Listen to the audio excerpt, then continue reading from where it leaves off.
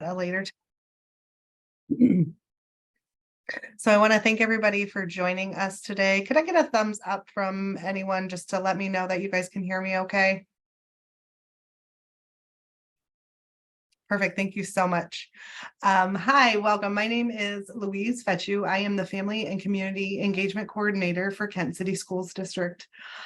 Today, thank you. Your hosts are going to be Jen and Aaron. They are library media specialists here. So I am going to just go ahead and let them take it away from here. Afterwards, the webinar will be uploaded to our YouTube channel for later reference. So you can go ahead and subscribe to that. You'll also be sent a link to the parent resources that are provided here today and to the full presentation. That way you guys can tell your friends, invite them to join. So they'll give about a 15-ish minute presentation, very informal. So if you have questions, you can go ahead and raise your hand, throw your question in the chat, or just unmute yourself and ask would be the preferred method. So without further ado, I will let our experts do what they do. Thank you so much. Thank you, Louise. Jen, do you want me to go ahead and get started? Sure. Okay. So go ahead, flip to our next slide. I'm Erin Bugarczyk. I am the Library Media Specialist at Davie and Walls. And Jen Flaherty is our Library Media Specialist at the high school. So we want to talk to you about internet safety and about kind of how we talk to your students about it. And so safety does not happen by accident. It is very important that we are all on the same page and we're all providing the same support to the students to make that happen. So we wanted to talk a little bit about our curriculums and how we create opportunities for more discussion.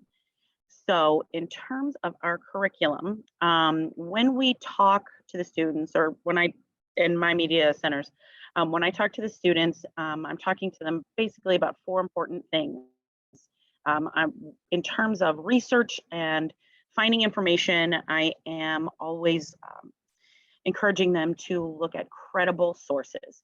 So we use databases provided by our district, InfoOhio, Gale, things for scholarly information. So we're encouraging students to not just simply Google things, but to be really looking for information in places where they can find true, safe, reliable information.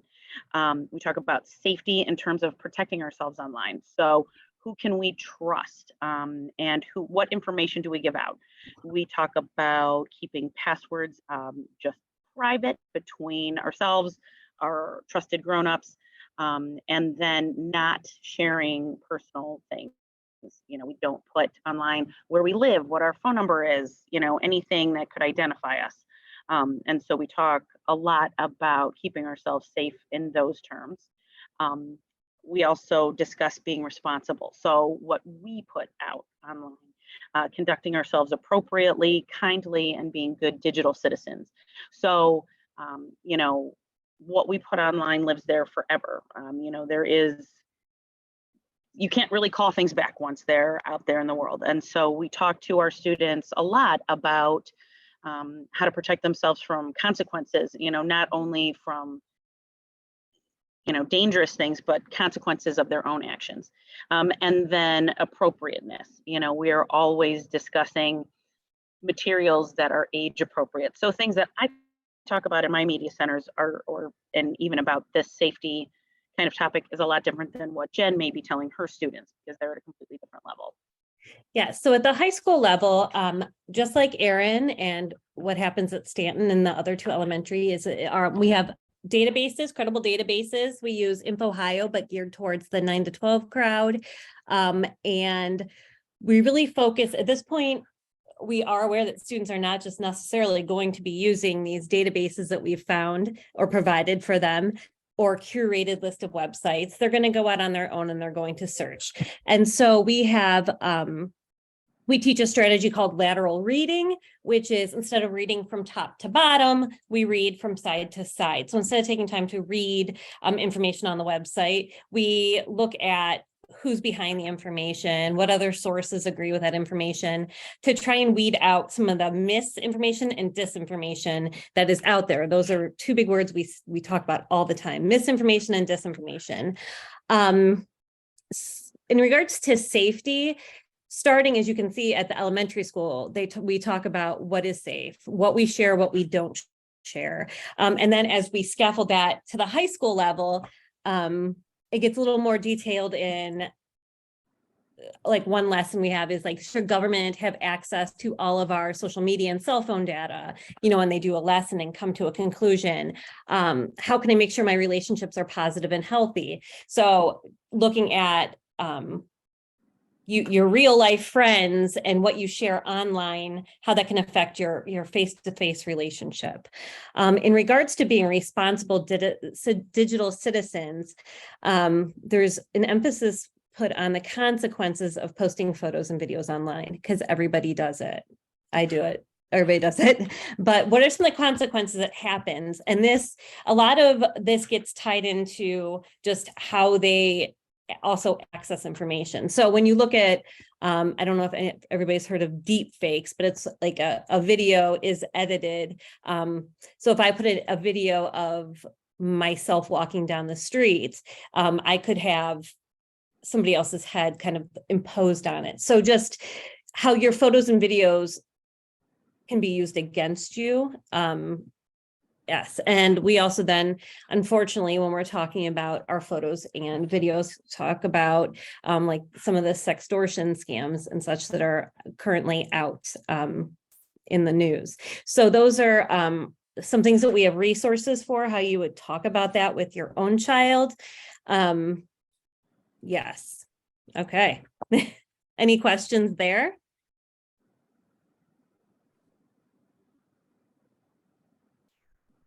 I don't see any hands going up, and nothing new Okay. has popped up in the chat. So thank you both for that. A great explanation of what we're doing in the schools. Okay. So then moving on, all of those things that we talked about, I do formal lessons, and where we specifically discuss that digital citizenship piece. But then what I also try to do in my media centers, my libraries, is create moments, teachable moments that are tied into other lessons, but just always keeping it a part of the conversation. So for example, I recently did book talks with an app or a internet website called flip.com. And it is a really cool tool that we can use to have basically a conversation virtually. One student can post their thoughts on a book, that was the assignment, and other students can not only post their own videos, but then respond and say, oh, hey, you know what? I read that book too. I loved it. Here's what I thought. And it really lets us have a conversation. And so while this tool was perfectly safe, I created the group. It was only a grade level of students. I did use that opportunity to talk about how to really conduct yourself online. And students, at least at my age groups, don't fully understand that what they put online is just out there. Once you put it out there, it can be saved, shared, manipulated in other ways that can cause consequences for them. And so it was a really, really good opportunity to talk about that and just kind of drive home the point without a whole nother formal lesson. It was just a way to keep it a part of the conversation, which we try to do often.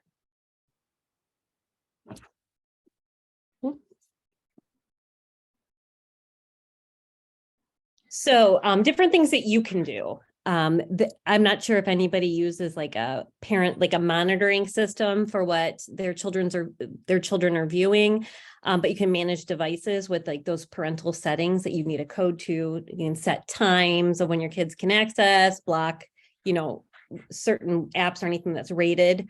Agree on a screen time. This is currently happening in my own house between my children. We say devices off at 7. And we've set a time limit for what they're able to access each day. And it's different weekend to weekday. Erin? And then, knowing passwords and being able to access your child's device is really important.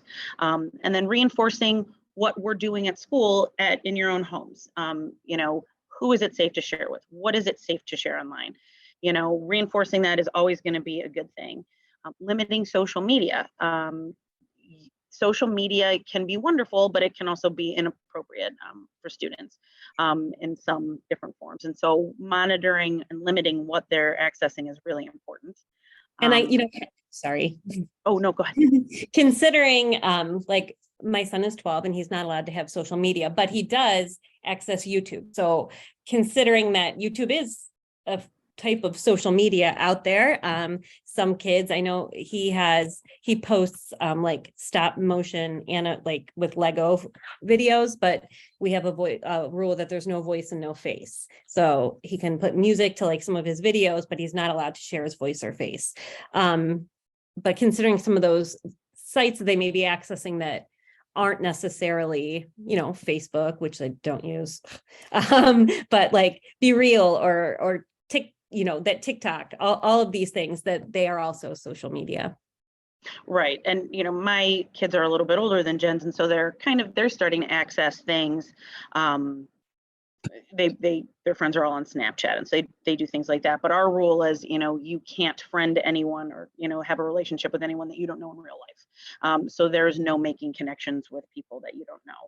So any little thing like that to keep the conversation open with your student, but to also protect them, is valuable. Checking age ratings on apps, and in our next slide, we'll share some places where you can find that information. Is a good idea. Screens out of bedrooms. Research is showing that students lose a lot of rest. They are checking their phones and their devices many times in the evening. And so keeping screens out of bedrooms is going to be a good idea.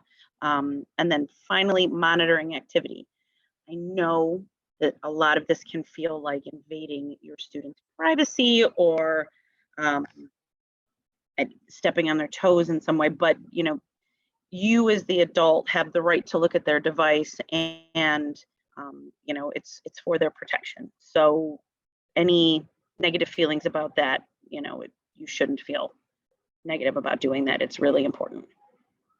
Personally, I've been looking at keeping my phone charged in a different room of the house as well, because I know that I lose sleep, that I could, if I didn't have my phone charging right next to me. Mm-hmm. Absolutely. Okay.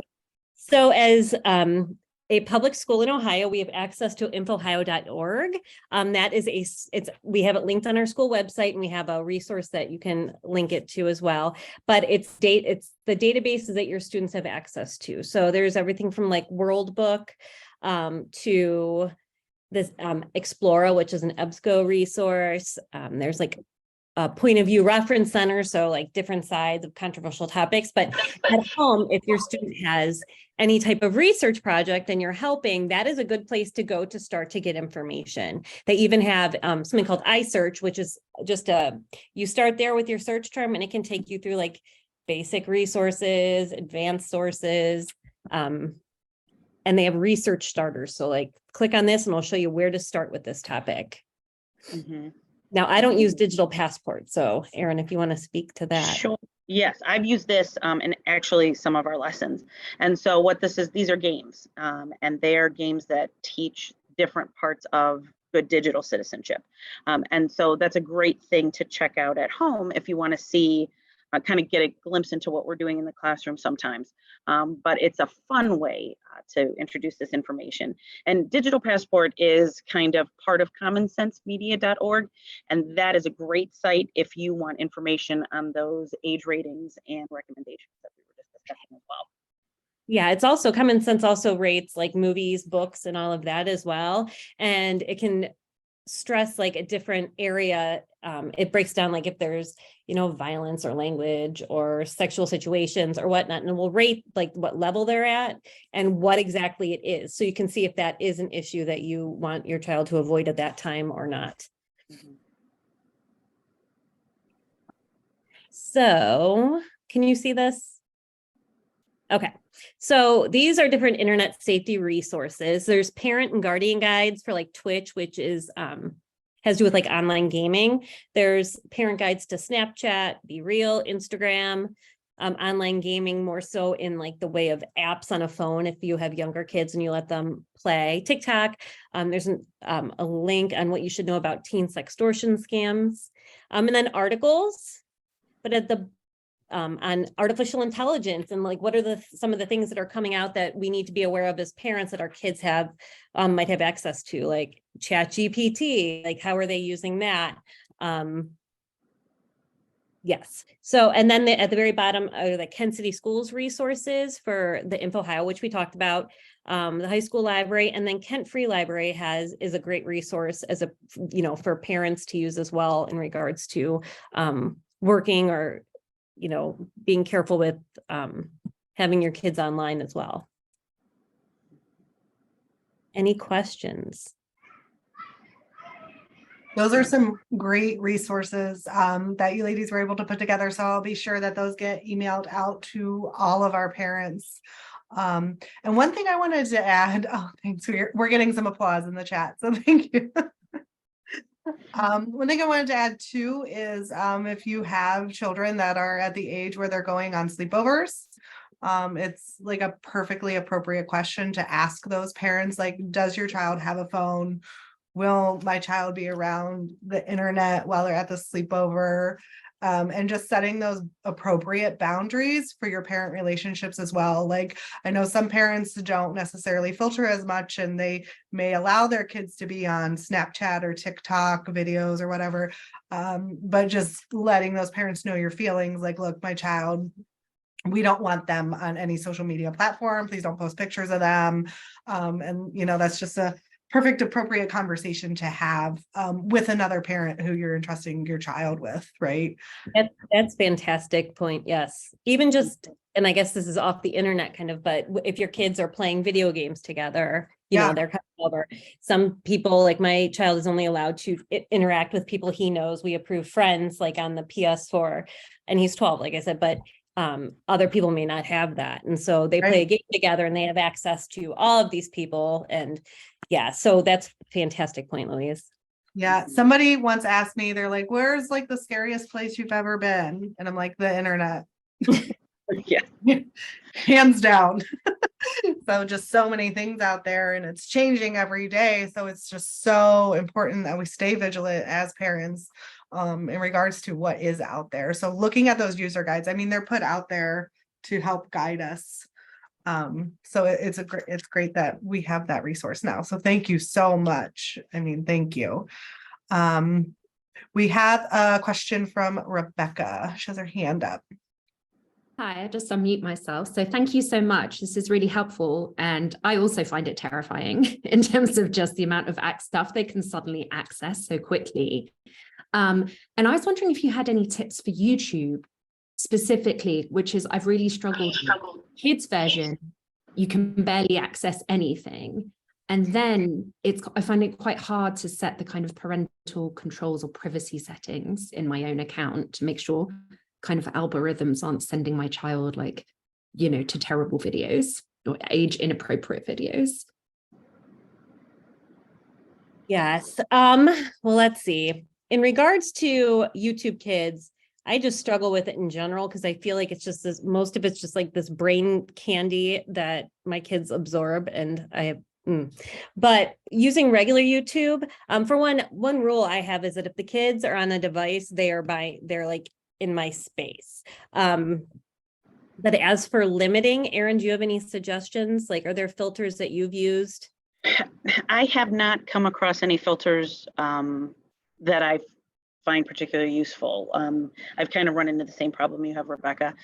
So I, in my own personal life with my kids, have taken kind of the tack that Jennifer is talking about. I set rules with my girls that they know they have to follow if they want to be able to access those things. So that's something, I don't think you can rely on the site. I think you have to just rely on that relationship with your child. Yeah, I don't allow headphones. This sounds very like my kids cannot be. My son sometimes can, but he's more so with like if he's playing a game. But my girls, I can tell by them sitting with me what I hear, what they're watching, and adjust. Say either no way or that's not appropriate, or yeah, we carry on. I agree with both of those. As a mother to young children, the device or the TV always has to be an earshot because unfortunately it's just not like a safe platform. it has so many cool videos and like fun learning things. And I know we utilize it in my daughter's classroom at her school.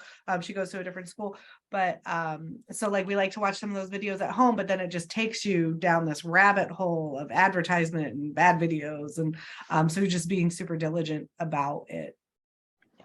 Mhm.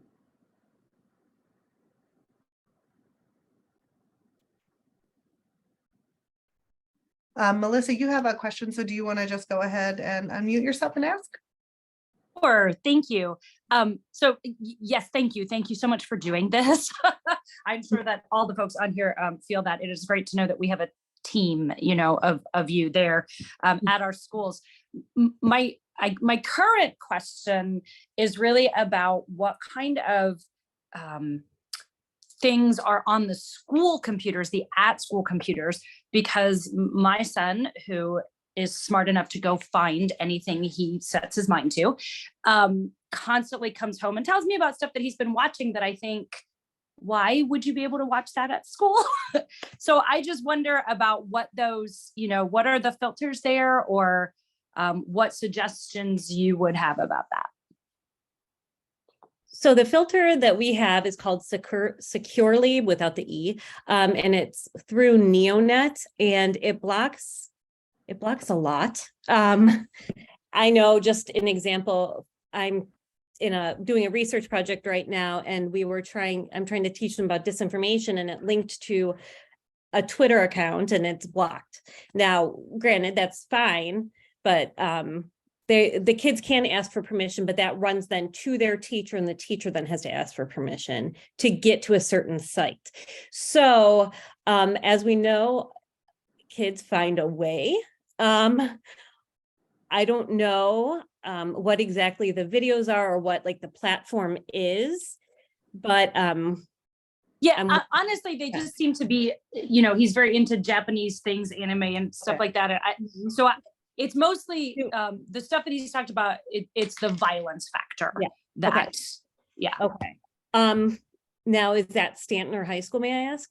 No, he's at Davie, but he's in 5th grade. So next year it'll be Stanton. Okay, well, I'm just thinking, because I know with the 7 and up, we have 1-to-1 Chromebooks. And so if they're in a study hall or something, if a filter is not catching something, that might be a chance there. But I don't know about elementaries.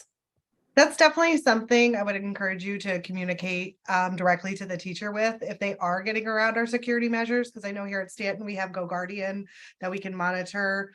Like we can see everybody's screen where they're at, what they're doing. Like, so if they're not where they need to be, it's alerting and saying like, hey, like this Chromebook is not logged into what it's supposed to be logged into, kind of a thing. So, but as I said, kids find a way to get around everything, right? So just us keeping that communication open is going to be also a help fight against it, I guess. Yeah, I will say at Davie, the kids are aware that the principal could find out anything that you're looking at. So it's very funny, like I hear them say that. Yes. Yeah, for real. We have just a couple more minutes. So I do wanted to just add that all this information will be, the video will be sent, saved to our YouTube channel. So go there and subscribe. That's where all our Lunch and Learn videos will be. In June, we will be hosting, it'll be the first Tuesday of June. We'll be hosting Portage County Job and Family Services, their PRC back to school clothing vouchers for families. So if you know of a family that falls under 200% of the federal poverty guideline, they would be eligible to apply for back to school clothing vouchers for their child for next school year. Those vouchers can be up to $75. So we'll also be talking about some of our other supportive services, but that will be our last webinar for this school year, and it'll be the first Tuesday in June. Information will be going out about that shortly. All these resources will be sent to you via email with the direct link to the website and the YouTube channel to where you can access them at a later time and dig a little deeper into some of those resources that were put together. So I would just like to thank everyone for their time today. It means so much that we have parents and schools and community coming together to learn more, to help support our students and children here. Thank you to Jen and Aaron. It's not easy to escape in the middle of a school day, and they managed to do it for 30 minutes semi uninterrupted. So thank you both so much for your time. So I'll go ahead and leave it to any last remarks or questions. And be sure to sign in on that sign-in sheet so I can get you the information afterwards.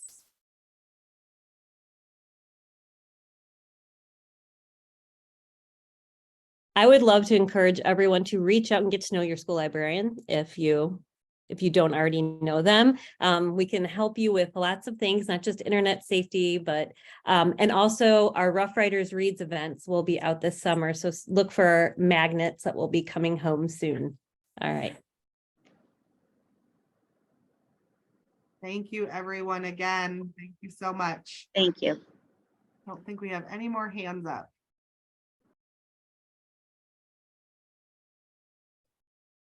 Bye, everyone. Thank you.